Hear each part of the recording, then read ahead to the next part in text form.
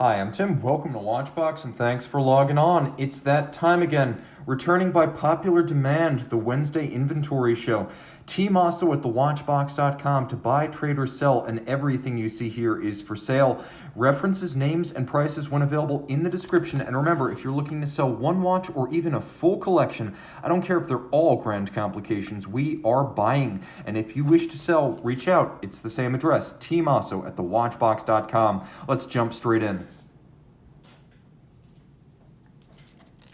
When this is my opening bid, you know it's going to be a good day in the saddle. The original A Lungo Unzona Datograph Flyback, 39 millimeters in platinum, launched at Basel 1999. This was the watch that caused a crisis in Switzerland, forcing everyone right up to the level of Patek Philippe to reconsider their style, their standards, and above all, their movement finishing. This is a landmark watch. If you're going to own just one Langa, this is an outstanding candidate to be that one watch. As I mentioned, 39 millimeters in platinum. The watch features a black galvanized sterling silver dial, and you can see a little bit of that silver in the cut sub-registers. Note the applique white gold indices and numerals, and the fact that it is a loomed watch, so you can read it at night. There is a wonderful column wheel feel to the pushers. Let's make sure we're not in the date change danger zone. And then I can demonstrate one of the fun features of the Datograph Flyback, which is the push button date changer. You will note, oops, let me make sure I get that it has the same action as a fine column wheel chronograph, which incidentally this watch is. Now it's a flyback chronograph, which means one push, restart, no need to stop, start, reset. It is an awesome machine, powered by an awesome machine. Caliber L951, overcoil hairspring, giant slow beat, 18K balance, fully jeweled lateral clutch. And note that there is a multiplicity of interior angles on the clutch mechanism alone. You can also see black polish on the swan's neck regulator. On many of the screws that are functionally part of the adjustment of the mechanism, while screws used to fix component in place are all fired blue. You'll also note polished bevels, not just on the edge of every bridge, and I'll do my best to pick them up in the light here, but you'll also note the beveling on the edge of every steel component of the chronograph mechanism. Now the column wheel is partially capped and entirely black polished. The feel is world class, and you'll note that the lateral clutch is fully jeweled, a rare refinement on a lateral clutch chronograph. Throw this watch on the wrist, and at 39 millimeters, it remains universally wearable, comfortable, as handsome today as it was 21 years ago. It's amazing to think the first examples of this reference are now borderline vintage watches. This is an outstanding example that's ready to jump under the cuff, over the cuff, and be worn off the cuff in casual use, as this timepiece with a black dial and a white metal case is apropos in any sartorial circumstance.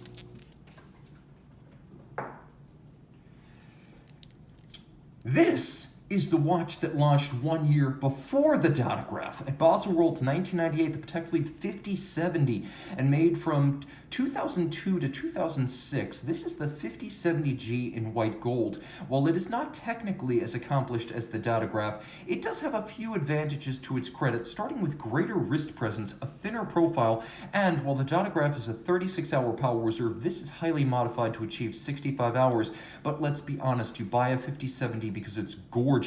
Based on the vintage prototype reference 2512 from the Patek Philippe Museum, the original was 46 millimeters in diameter, making this watch, though enormous for 1998 at 42, a far more wearable proposition. You can see the lugs are short cropped and tightly downturned, so even though this 42 was enormous for a Patek dress watch back in the late 90s, it still wears well on my 16 centimeter circumference wrist. You can also see its flattened profile. One of my favorite features of the 5070 across the board is the Pagoda style bezel. As you can see, there's quite a bit of instep from the flank of the case, one step, two step, and then a lip abutting the crystal, with a few concentric tracks used to disguise the disparity between movement size and case size. It's part of the charm of the 5070 series. Blackened white gold hands as well as numerals, flip it all over caliber CH2770. Based on the Lemania 2310 created in the early 1940s, in which as the Omega 321 went to the moon, this is a high horology movement heavily modified by Patek Philippe. The flat hairspring becomes a Breguet overcoil. The 48-hour power reserve becomes 65. The mobile stud index becomes free sprung, and of course adjusted in a high horology 5 positions. It also features the Poinçon de Genève, a discontinued standard at Patek Philippe, and a reminder of the haute horlogerie of previous times, that is pre-2009. As with the Lange, we have steel components for the chronograph, levers, horns, clutch, and recentering hammers. They're beveled on their side, and for some reason it's easier to see the beveling on the Patek. It might be broader than on the Lange, and instead of that warm golden nickel, copper, zinc, German silver, here we have silvered rhodium-plated brass, as good as it gets and still an all-time great. Although the 5170 has the in-house caliber, ask 10 Patek collectors which they prefer, and I would bet 8 out of 10 prefer the 5070. And in case you're wondering, full matching white gold clasp.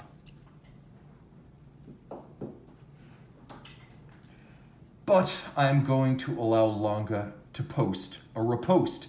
Launched in 2009 as a limited edition of 200 pieces in red gold, this is the Richard Lange Pour le Mérite. 39.5 millimeters, it is a three-hand watch and a badass. It has a vitreous Grand Faux enamel dial, and you can see that 2 different discs were used, actually 3 different discs, to achieve the 3 different planes of focus. You'll also appreciate the fact that the dial is not bone white. It's not like the Cliffs of Dover. It has a little bit of an off-white that keys beautifully against the red gold of the case. You'll also note that the radially arrayed Roman numerals, because this is a Richard Lange model, are black with red accents, blued hands at center on that off-white base, creating tremendous warmth. In case you're wondering, yes, there's a deployment clasp here too. Anything but a standard feature on Lange watches. That is an upscale accessory for this model.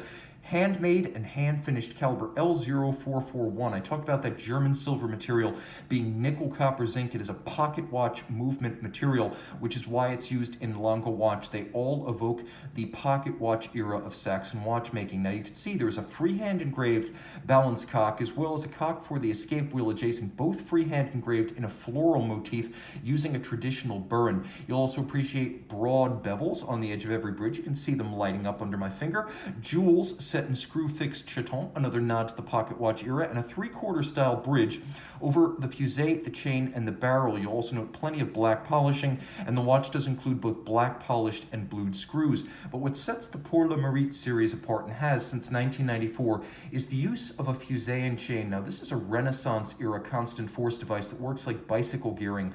As you wind the watch, the chain, which is approximately 20 centimeters long and has 636 links, it winds from the barrel to the fusee. Now there's a planetary system built into the fusee that allows you to wind without interrupting the constant force to the escapement, and that's the point of the fusee. As with a bicycle gearing system, as the mainspring barrel loses force, the mechanical advantage increases as the chain winds its way up the spiral around the fusee.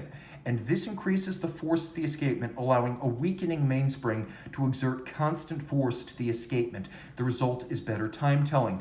Also, the watch features a stopworks, so as soon as it's unable to tell time with chronometric precision, it will stop. As a result, when you start winding, the first quarter turn of the crown will start the movement. How impressive is that chain inside the fusee system? Well, in addition to being 20 centimeters long, it's only 1/4 of a millimeter thick, and yet strong enough to suspend 2 kilograms. You'll also note an extravagant amount of black polish on this movement. It is the goods.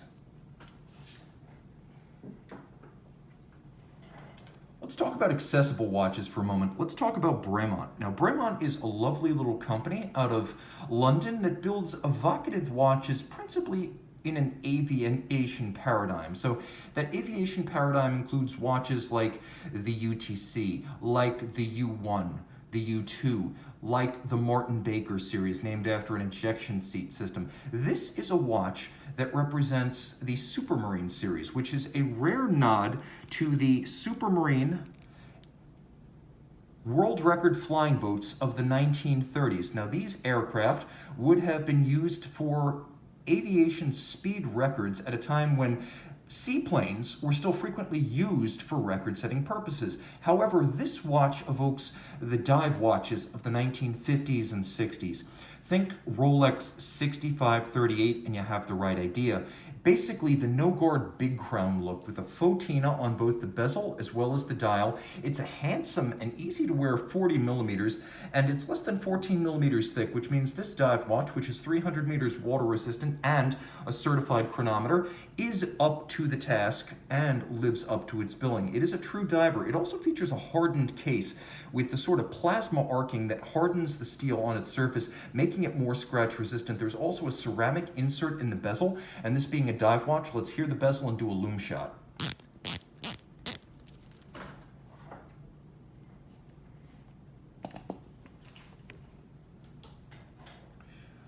All right, that is the Supermarine. This is the S301BK model. It is expressly a vintage-inspired watch. Unfortunately, my autofocus is just now catching up with this timepiece. Let's switch gears and talk about a more upscale luxury dive watch. I think you guys already know something big this way comes. And wicked, for that matter. This is the 45mm stainless steel Blancpain 50 Fathoms 5015. Launched in 2007, the watch remains just as appealing as the Cadillac of dive watches. It is truly decadent. Note the cambered sapphire over the bezel that gives it a wonderful, glossy, gleaming, almost wet, three-dimensional aesthetic, while allowing the entire bezel, as you saw, to be loomed, because the loom can never be scratched under the sapphire. The dial, simple, strong, quarter Arabic numerals, and a vintage style, almost syringe set of hands. The watch, of course, all of high polish with no expense spared. You can see that the lugs are bound to the strap using hex screws and bars, no spring bars here. Sailcloth strap, rubber on the bottom, textile on the top, and super tough. Simple, but effective. A double deployant clasp offering a little bit of an upgrade over the standard pin buckle, which is more commonly equipped on the 50 Fathoms 5015. The timepiece, of course, gloriously hand-finished with the characteristic Blancpain nameplate on the side and the sharp break between caseband and lugs. Now inside, though you can't see it, caliber 1315, 3 mainspring barrels, a 5-day power reserve, super tough with a free-sprung balance, and of course, with a soft iron cage around the movement, it has Milgauss-like anti-magnetic capabilities. All of this is 300 meters water resistant. The timepiece wears smaller than you'd imagine. You saw the 40mm S301BK on my wrist, but what you'll note is that the 50 Fathoms, though a 45, is not noticeably broader across the wrist. And you can see that right here to good effect. So if you can wear one, you can wear the other. And if the budget permits, I implore you to consider this 50 Fathoms. It's extraordinarily rich, beautifully finished inside and out, and though you can't see it, it does have a high horology movement that's immaculately handcrafted and hand-finished, a feature you will not find in competing divers from Le Brassus. And yes, I am calling out the Audemars Piguet Royal Oak Offshore Diver is not hand-finished inside and out the way the 50 Fathoms 5015 is.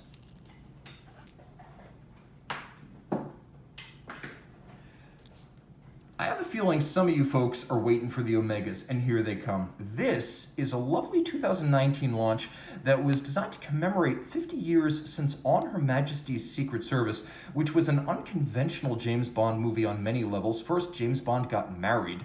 Yep, sorry, spoiler alert.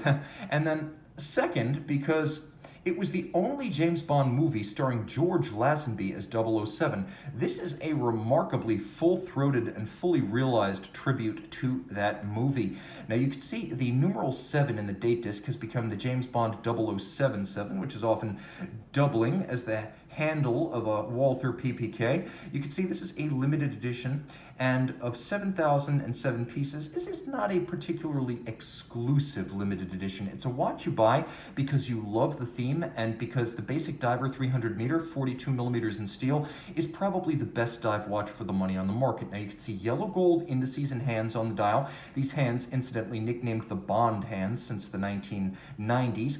You have the rifling pattern that often accompanies the opening scene of James Bond movies, and you have the James Bond family chevron crest up at 12 o'clock. I'm going to do my best, but there is a small Arabic numeral 50 inside the index up at 10. You can just barely see it now. I'm going to do a loom shot. Maybe it'll be more evident then, but adjust your monitor to full bright and you might be able to see that. Of course, the watch features master chronometer certification, 55 hours of power reserve, a tri-level coaxial, 300 meters water resistant with a helium escape valve, and it is a timepiece of extraordinary ergonomics, themed content, and as you can see, pulchritude. It is a good looking watch. On the wrist, it's 13.7 millimeters thick and 50 millimeters from lug to lug. The dial is made of ceramic, giving it the same glossy gleam and long-term durability of enamel, but without some of the fragility and expense elements that often accompany enamel. And if you didn't get the message, of course, the caseback is adorned with the Bond family motto, as well as crest. That was the On Her Majesty's Secret Service limited edition. This, however, is the 2019 James Bond edition. A little bit less specific, it draws heavily on the imagery of Ministry of Defense Rolex and Omega watches from the 1950s and 60s. Now, the watch that you see here is notable because first and foremost, it has no date on the dial. It also goes way Fotina, so if you like the warmth of a Fotina dial and bezel, this is going to be right up your alley. You can also see that the MOD tri-spoke or wedge is present on the dial side, and we'll do our best to show the case back because it is, after all, a NATO strap, and NATO straps are the mortal enemy of display casebacks. This is a display caseback of unusual configuration, as it's designed to match the engraving, the serialization, and the overall imagery of a Ministry of Defense issued watch. Now, this is the same look you would see on watches from the 1940s through the 1960s and 70s, but specifically, again, it is referencing the Seamaster military issue models of the 1960s. Of course, the timepiece is modern in every regard, but you will note, and this is probably the most becoming feature of the watch, it is all in satin finish as the usual highlights, and I'll bring back the Secret Service, but you can see the usual highlights of the case and the bezel are not present on this watch, giving it an all subdued look, which ironically channels a lot of the same source material and imagery as the Supermarine S301BK that we just saw before. Now, because it is on a NATO strap, the fit is going to be idiosyncratic, so let's throw it on. Of course, the watch can also be obtained with a bracelet. This example was sold on a NATO strap. It can always be thrown on a conventional strap, but the Omega NATO is probably the best one made. As you can see, it features metal hardware. It is highly branded, very thick, and the coloration is a perfect match for the dial and the bezel.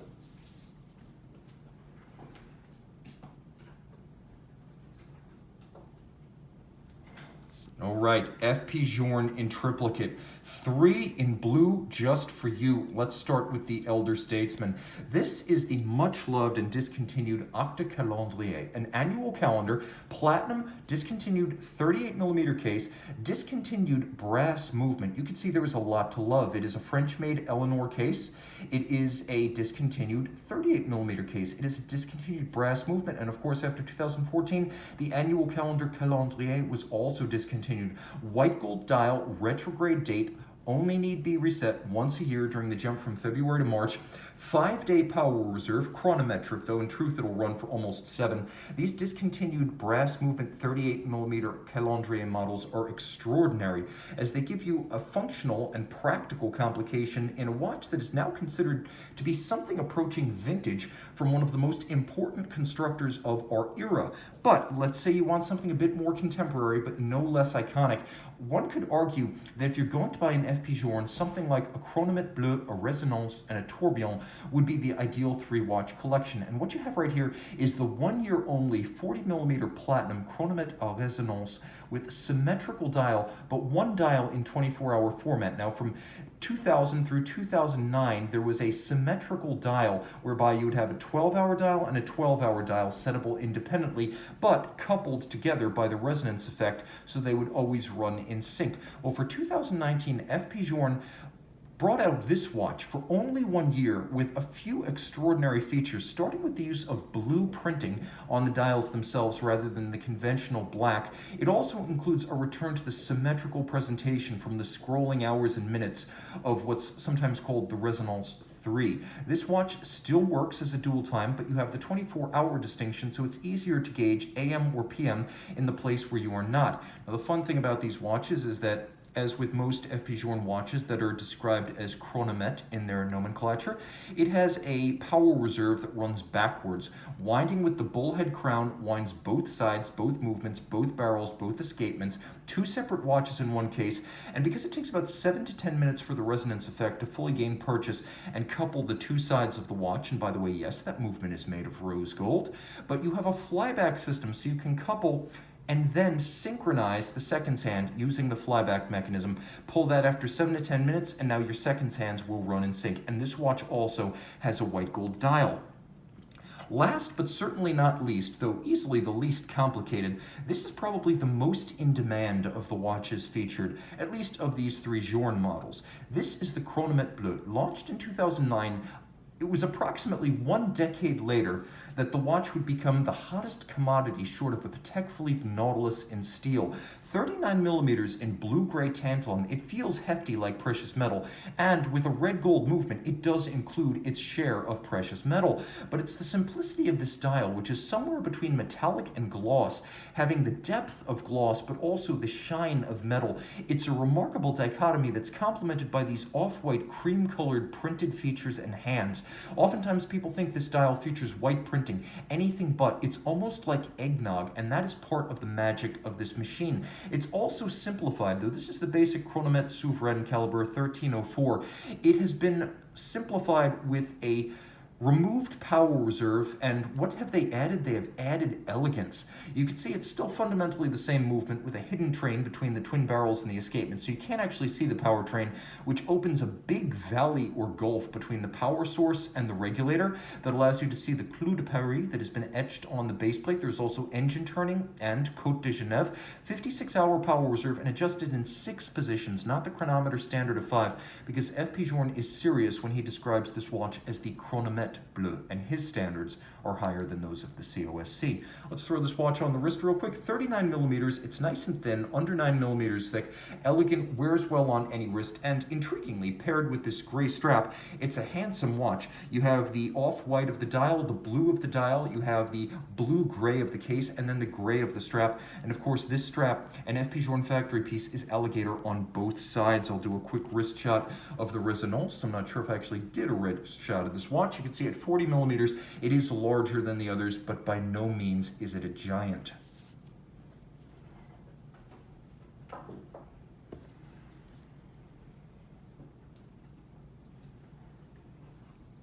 Ah, yes, Zinn Spezialern of Frankfurt, a timepiece built for professionals. In this case, very specific professionals, as this EZM-12 mission timer was created for doctors who ride on helicopters. As a result, this watch, which incorporates almost all Zinn technologies, is an extraordinary technical-looking piece that's actually quite easy to use.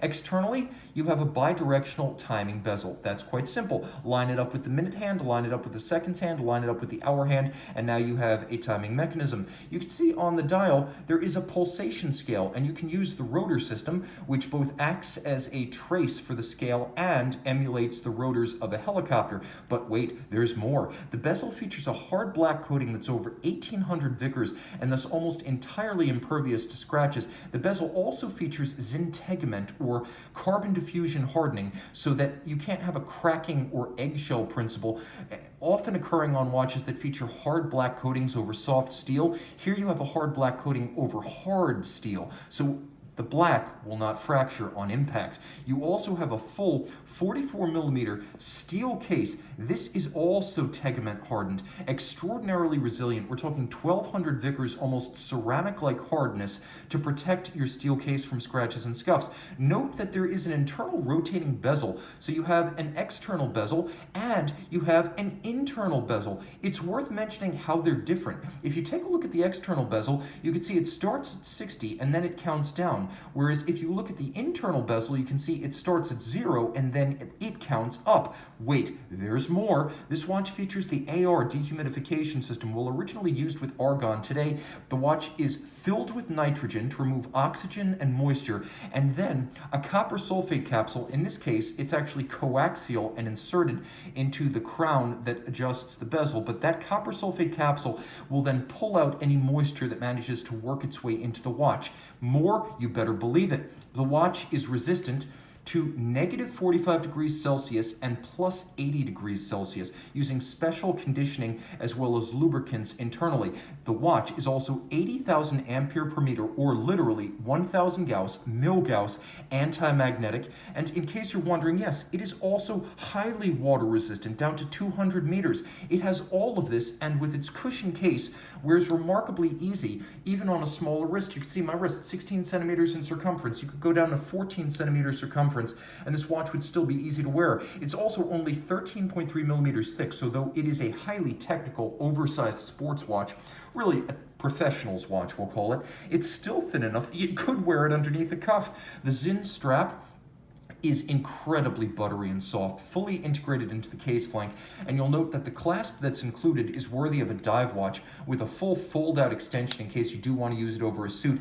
And you can see that whereas most companies that use cuttable straps put scoring marks into the straps for easy cutting and sizing, Zin also uses metal retention systems integral to the strap, so even this, the strap, is over-engineered. That is what you expect from the folks in Frankfurt. And in case you're wondering, yes, the watch is a day date, and it features a bilingual calendar with both English and German days of the week. Let's do a loom shot.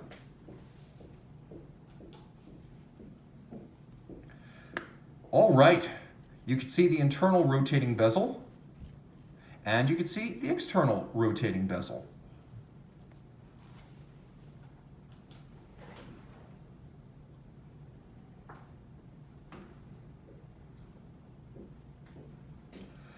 Okay, Patek Philippe, and in 2017, Patek Philippe, let me get a polishing cloth to do justice to Patek, but in 2017, Patek Philippe gave us a one-year model. 40.5 millimeters in stainless steel. This might be the best Patek Philippe you can buy. I'm partial to the 5990 Nautilus Travel Time Flyback Chronograph, but I actually think this 5961A-010 is a more attractive watch. It certainly features a practical complication. Note, there is an aperture-style annual calendar, the day, the date, and the month. All of the discs are black to match the dial, and the dial is lushly loomed. The watch is a flyback chronograph, an annual calendar. It has a dial-side power reserve for the 55-hour automatic winding power reserve. You can see there's a mono counter down at 6 o'clock for the hours and the minutes of the chronograph, and of course the watch with an integrated bracelet is silky on the wrist. Note that unlike the Nautilus bracelet, this one seems to have been designed from the outset to vent the wrist well on a hot day. And as a 40.5 millimeter watch, it's neither oversized nor undersized. It's right-sized. It's an elegant timepiece, just over 13.5 millimeters thick, that could easily be your dress watch. It could easily be your sports watch.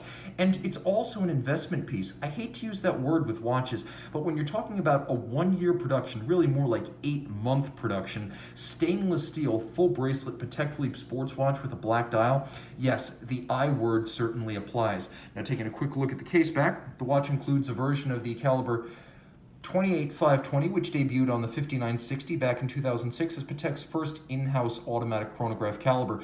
Vertical clutch and column wheel, free-sprung balance, silicone hairspring. Of course, it is nicely decorated. The Patek Philippe seal on this era of watch means more than a pretty face. It means the watch from the factory is guaranteed to run no worse than -3 + 2 seconds a day. 5961A-010. Let's do a loom shot, because I've already sold the loom. Now let the watch speak for itself.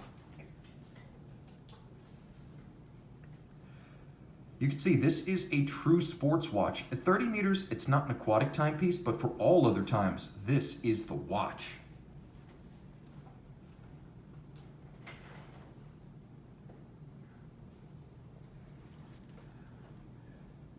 Now I have the value proposition. If you want a watch of outstanding quality from a major brand with a distinctive shape, au courant style, Mechanical reliability, water resistance, and yeah, plenty of lume, you need to consider the Bell & Ross BR05. Launched in 2019, this is obviously Bell & Ross's response to the fad for integrated bracelet steel watches. But here's the thing, whereas all of the others are chasing Patek prices, Bell & Ross alone decided that it was going to offer an accessible watch for everyday wear. As a result, it's anything but a me-too timepiece, integrating the best elements of the instrument watch from Bell & Ross into the universally loved integration of bracelet and case. The watch is accessible, tough, flat on the wrist, 100 meters water resistant, automatic winding, robustly loomed, easy to fit, and with a bracelet and case made by G&F Chatelain, you have one of the finest case and bracelet makers in the business. Suppliers to the likes of MB&F and Richard Mille, they are the ones making the case for this watch. So if the watch looks and feels more expensive than it is, that's because they have enlisted the absolute best. Bell & Ross, designing out of Paris but building in Switzerland, is part of the Chanel family of companies. So too, for that matter, Romain Gaultier and F.P. Journe, and critically G&F Chatelain, the people behind this case, bracelet, and clasp. It's a great looking watch. We're going to do a quick lume shot, and then we're going to jump to another value proposition, a golden oldie, or perhaps we should say dark noir. That is the BR05 by Night. No disappointments. That's a true sports watch. Now, the friend we discussed, Horology Noir, Monza Black.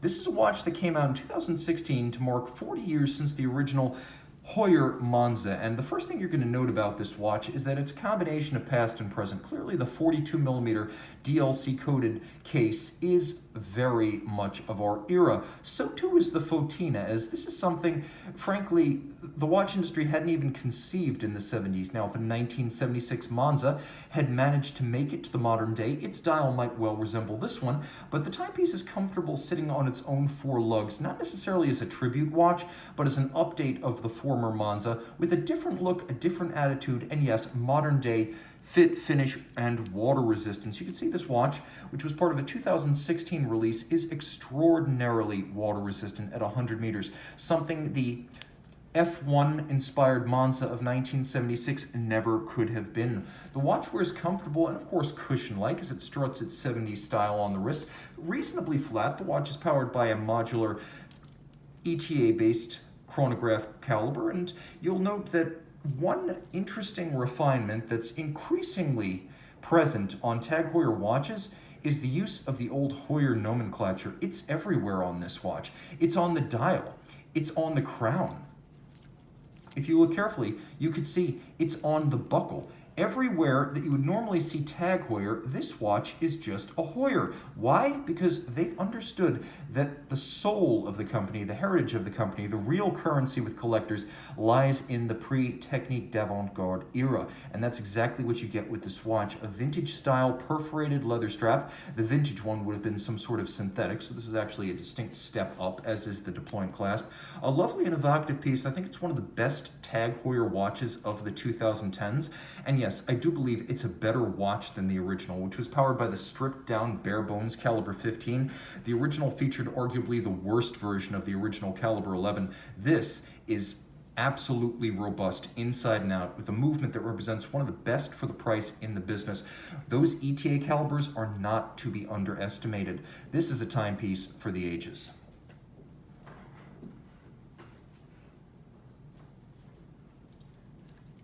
H. Moser and C. These guys are a brand on the rise. If you want to know of a brand that you should follow, guys who are just about to break into the mainstream, I would say their big moment is coming, and before they score big and become the German-Swiss F.P. Journe, say you knew them way back when. This is the Endeavour Flying Hours, a 42mm white gold limited edition of 60 pieces launched at SIHH 2018, and it includes everything that is distinctive and great about the Moser brand. They make 1,500 watches watches a year, only 60 of these were made with the blue dial in 18. You can see the case is extravagant. It's almost like a piece of molten white gold drawn out and then flash frozen. It doesn't look like a solid object. It looks fluid. You can see the scalloped and black polished case flanks. You can see the bezel that expands at its base and its top while thinning out at the midcase, the vertical satin finish, the attention to detail including a little kerf underneath the crown so you can dig your nail in. Automatic winding, you can see the Moser, manufacturer caliber, and I mean manufacturer right down to the escapement, the hairspring, and the balance. They make it all. Automatic winding with a 3-day power reserve, free sprung with a full balance bridge for shock resistance, and of course, the flying hours complication. Moser spent something like £1 million Swiss francs developing this movement, and while it is inspired by the wandering hours complication seen on Audemars Piguet and Urwerk watches, it's done in a unique fashion that doesn't resemble their implementation, with neither Maltese cross nor star wheel and spring mechanisms employed. Rather, you have the rotating minutes disc in sapphire on top, and then you have the underlying hollowed, almost stencil-like individual hours rotating. And you can see that the upcoming hours takes a set just before the transition. It is a truly animated and extraordinary dial on a watch to match from a brand that is going places. Throw it on the wrist, independent horology never looked so good or so much fun.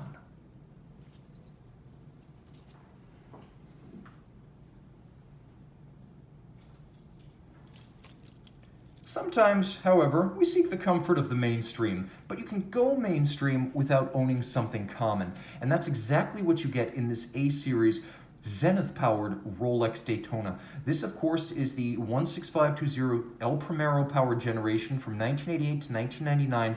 It is a classic black dial, silvered registers, 40mm steel case, 100 meters water resistant, a certified chronometer. It requires you to make no concessions to its vintage status, as it looks and wears just like a modern Rolex Daytona, while at the same time being far less common than a modern Daytona. Remember, with the in-house caliber since 2000, Rolex can build as many as it wants.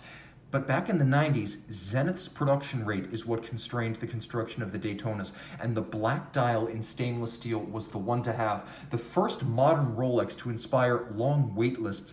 This thing is a legend, already a collectible, and a watch that is still very much an everyday driver.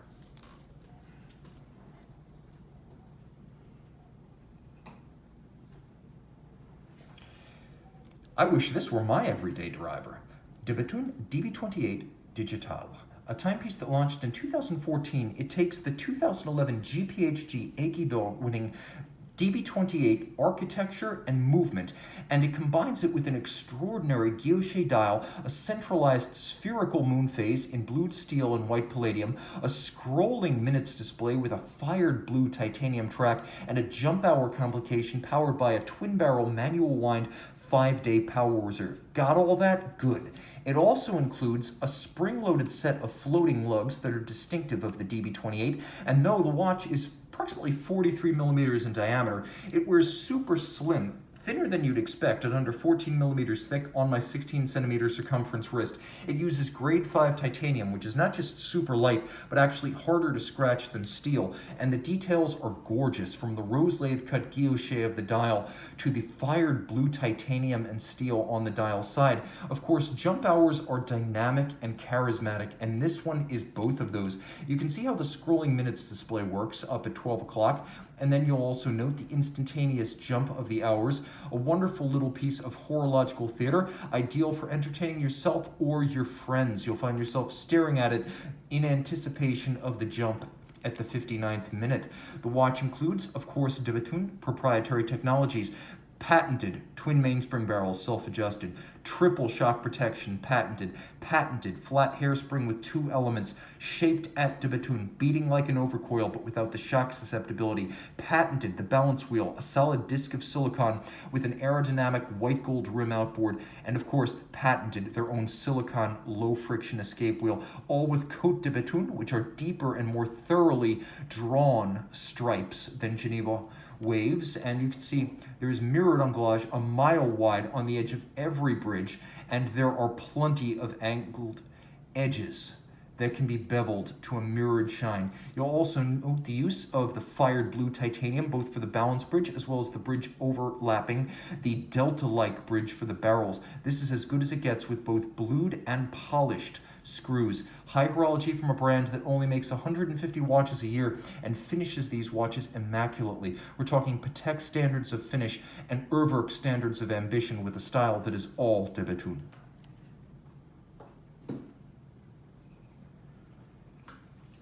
You might have wondered where this crazy train stops, and it stops with Bulgari. Launched in 2018, this is the Octofenisimo Tourbillon automatique. It is 3.9 millimeters thick. I thought that was a mistake. It is 3.9 millimeters thick. The watch is 42 millimeters in diameter, all titanium, and I should mention, it's part of a 50-piece limited edition from 2018. The watch requires no compromises. Look at the innovations that make this possible. A tourbillon, as you can see, black polished and hand finished. It rotates on ball bearings rather than a conventional jeweled staff. Also note there is a column wheel, and you can see there is a red mark and then there is a black mark. And that is cycling between the setting and the winding mode of the crown. The crown does not pull out. You set the mode using the pusher. This eliminates the conventional keyless works, which thins out the watch. Now I can wind the watch, I cycle the column wheel on the spring, and now I can set the watch. Again, no compromises. The watch is 30 meters water resistant in spite of the fact that it features a case thinner than most movements. The watch also has a 52-hour power reserve, so it has a substantially longer power reserve than average. The 24-jewel movement beats away at 21.6, and the caliber itself is only 1.95 millimeters thick. You'll note on the reverse side, that in spite of being an automatic winder. I'll do my best to show you the rotor that is peripheral to the movement. You can see right where it says AU925, as it is a white gold rotor. You can see the rotor rotates and is visible through the case back. This extraordinary peripheral rotor system allows this no excuses, no compromise, ultra-thin movement built and decorated by Bulgari to wind itself. You throw it on the wrist and you never have to think about it. As clean as it gets, and frankly, as technical and intricate as a no-date dial can get, it's an extraordinary combination of traditional horological refinement with modern-day technology and packaging innovation. In short, this is as good as it gets. Throw this 50-piece limited edition on the wrist and you can see any wrist will wear it well. Super flat, super flush, ultra comfortable. It wears like a second skin and disappears, sitting lower than the hair on my wrist. You can't say that too often. This is the Bulgari Octofenisimo Automatic Tourbillon. Guys, thanks so much for joining me. Remember, reach out to me directly if you see anything you like here. Time out, Tim out, and thanks for logging on.